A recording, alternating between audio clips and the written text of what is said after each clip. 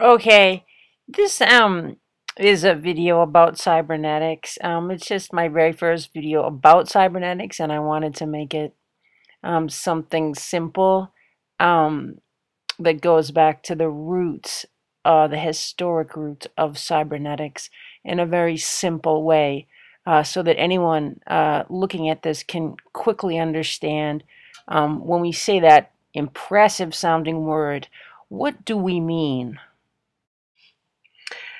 Some of the pictures that I'm showing you here are pictures of ancient Greece, which is the birthplace of the concept of cybernetics, believe it or not.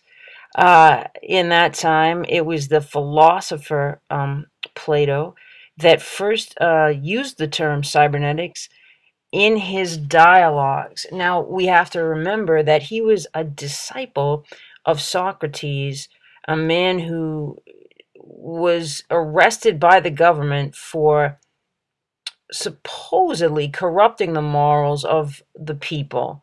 And he was doing that by questioning the mythology of Ulysses and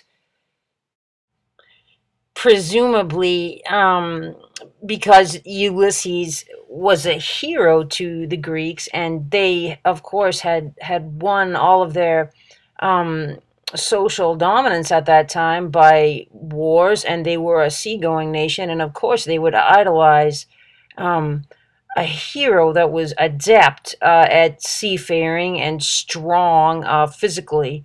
And this is the kind of an image that the captain of a trireme would have to have as well, whether he was Ulysses or not. He would have to have kind of an impressive and commanding image.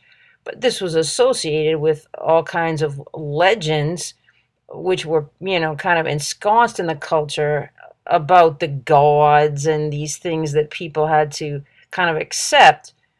And so the philosophers, Plato and Socrates, were trying to take a look at that, creating this image of the cave and trying to encourage people to think rather than just memorizing platitudes and legends. And for that, Socrates was executed.